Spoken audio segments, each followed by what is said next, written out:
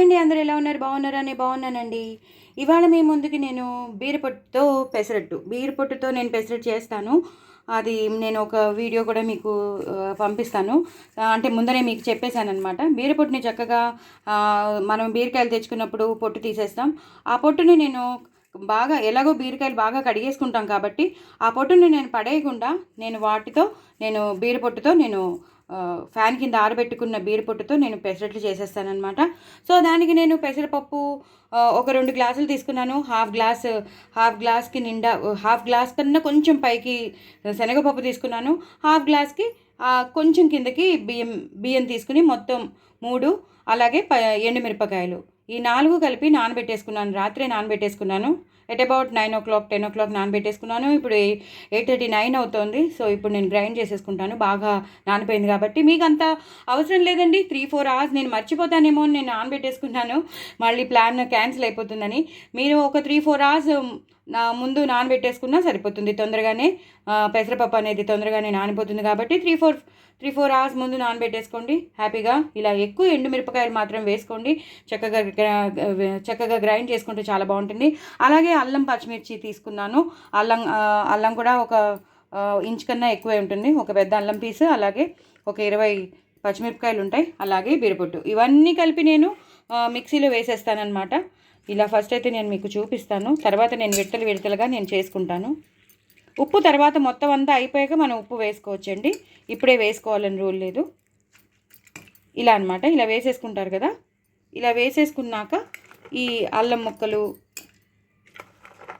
ఈ పచ్చిమిరపకాయలు కొన్ని నెక్స్ట్ విడతకు ఉంచుకోండి. ఇలా పచ్చిమిరపకాయలు, అలాగే కొంచెం బీరపొట్టు, ఇవన్నీ వేసేసి మీరు గ్రైండ్ చేస్తారనమాట. సో గ్రైండ్ చేశాక మీకు చూపిస్తాను. చూసారు కదండి, ఇలా మంచిగా నేను మిక్సీ చేసి పెట్టేసుకున్నాను. బ్యాటర్ తయారైపోయింది. నేను కొంచెం పసుపు వేసుకున్నాను, జీలకర్ర వేసుకున్నాను.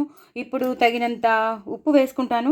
దీనికి ఈ పెసరపిండి బీరపొట్టు పిండికి, పెసరట్ల పిండికి నేను తగినంత ఉప్పు వేసుకున్నాను. అలాగే కొంచెం ఇంగు వేసుకోవాలి.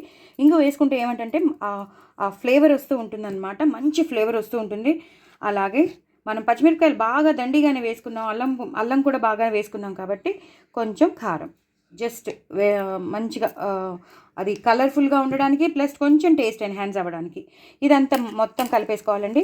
వేసుకునేటప్పుడు మాత్రం ఉల్లిపాయలు వేసుకోవచ్చు. అలాగే కరివేపాకు, కొత్తిమీర అవి తరిగి వేసుకోవచ్చు. ఇప్పుడు మాత్రం ప్రస్తుతం నేను చేసిన పిండిని మీకు చూపిస్తున్నాను. నేను గ్రైండ్ చేసుకున్న పిండి ఇలా తయారైందనమాట. బీరపొట్టుతో పాటు నేను గ్రైండ్ చేసుకున్నాను కదా, పెసరపప్పు అన్నీ వేసి చేసుకున్నాను కదా. బీరపొట్టు కంపల్సరీ వాడండి. ఇలా వేసేసుకుంటే మాత్రం మనకి ఫైబర్ వచ్చేస్తుంది. చాలా మంచిది. కాన్స్టిపేషన్ ప్రాబ్లం ఉండదు. పెసరపప్పులోను కందిపప్పులోను మనకి ప్రోటీన్ ఉంటుంది. సో ఆ రకంగా మనం అన్ని తినేవాళ్ళం అయిపోతాం. నేను ఒక చేత్తో తీస్తున్నాను కాబట్టి మొత్తం కదిలిపోతుంది. సో ఇలా చేసేసుకోండి. చక్కగా చేసుకునేటప్పుడు మాత్రం కరివేపాకును, ఉల్లిపాయలు వేసుకుని, సన్నగా తరిగిన ఉల్లిపాయలు వేసేసుకుని పెసరట్లు వేసేసుకోండి. అయిపోయిందండి. మొత్తం బ్యాటర్ రెడీ అయిపోయింది. వేయవలసినవన్నీ వేసేసాను. సో మీరు కూడా ఇలాగే తయారు చేయండి. నెక్స్ట్ ప్రొసీజర్ మీకు మళ్ళీ చూపిస్తాను. సో పెసరట్ల పిండి నేను రెడీ చేసేసుకున్నానండి. అందులో కరివేపాకు కూడా వేసేసుకున్నాను. ఇప్పుడు నేను దీని మీద వేసేస్తాను. ఇలా దళసరిగానే ఉండాలి. సో దట్ మనకి ఈజీగా వస్తుందన్నమాట. పెసరట్లు మనం ఎలా వేసుకుంటామో అలా వేసేసుకోవాలన్నమాట. మరి పల్చగా చేసుకున్నారనుకోండి రాదు. ఇలా నీట్గా మనం స్ప్రెడ్ చేసేసుకోవాలి. కొంచెం దట్టంగా వేసుకోవాలి, అది నేను చెప్పేది. ఇలా దట్టంగా ఇలా వేసుకుని పెద్దదిగా చేసుకోవాలి. ఇప్పుడు మనం సన్నగా తరిగి పెట్టుకున్న పచ్చిమిరపకాయలు వేసుకోవాలి. ఇలా అద్దేసేయండి. ఇలా చేత్తో అద్దేయాలి. అలాగే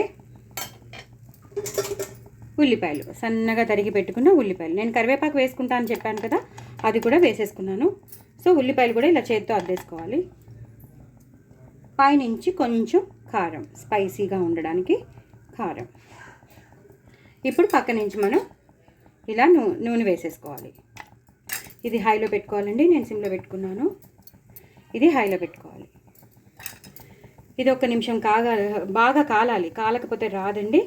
కాలితేనే వస్తుంది. సో మీరు తప్పకుండా చేసుకోండి, చాలా చాలా మంచిది. పెసర్లు మనకి పెసర్లు ఎంత మంచివో మనకి తెలుసు. మంతెన సత్యనారాయణ గారు కూడా చెప్తూనే ఉంటారు మనకి, సో తింటూ ఉండమని. సో మనం అలా తినలేకపోతాం, ఎందుకంటే గ్యాస్ ఫార్మేషన్ అవుతుంది, తేనుపులు వస్తాయి, పొట్టు ఉబ్బిపోతుంది అని అనుకుంటాం. ఇలా పెసర్లు నేను పెసర్లు కూడా కాదండి, ఇది పెసర పప్పుతోనే చేశాను. ఇలా చక్కగా టేస్టీగా బీరపొట్టు ఉంటుంది కాబట్టి తప్పకుండా మీరు చేసేసుకోండి. బీరపొట్టులో చాలా ఫైబర్ ఉంటుంది, చాలా అంటే చాలా ఫైబర్ ఉంటుంది. ఫైబర్ ఏంటంటే మోషన్ ఫ్రీ అయ్యేటట్టు చేస్తుంది, కాన్స్టిపేషన్ లేకుండా చేస్తుంది, షుగర్ లెవెల్స్ తగ్గిస్తూ ఉంటుంది. కాబట్టి మనం వీటికి ఎక్కువ ఇంపార్టెన్స్ ఇవ్వాలి. కొంచెం నూనె పడుతుందండి, పెసరట్లు కదా, అందుకని కొంచెం నూనె పడితేనే బాగా ఈజీగా వచ్చేస్తాయి అన్నమాట. అలా మీకు ఎన్ని కావాలో అన్ని చేసేసుకోవచ్చు. వేసుకోవడం మాత్రం దళసరిగా వేసుకోవాలి. ఇది కాగాలి. కాగిన వెంటనే నేను ఒక చేత్తో పట్టుకొని చేసినాను కదా, నేను తిప్పాక మీకు మళ్ళీ చూపిస్తాను. చూసారు కదండి, నేను ఇలా తిప్పేసుకున్నాను. ఎంత బాగుందో చూసారు కదా, చాలా టెంప్టింగ్గా ఉంది పెసరట్టు. చక్కగా ఇలా తిప్పేసుకుని ఇలా మడిచేసుకోవాలండి. గుట్టు వస్తుంది, మనం కారం వేసాం కదా. చాలా చాలా ఇలా ఎన్ని కావాలంటే అన్ని చేసేసుకోవచ్చు. బీరపొట్టుతో తప్పకుండా మీరు చేసుకోండి, చాలా చాలా బాగుంటాయి. ఒరిజినల్గా పెసర్లతో మనం చేసుకుంటాం, అలాగే పెసరపప్పుతో చేసుకుంటాం.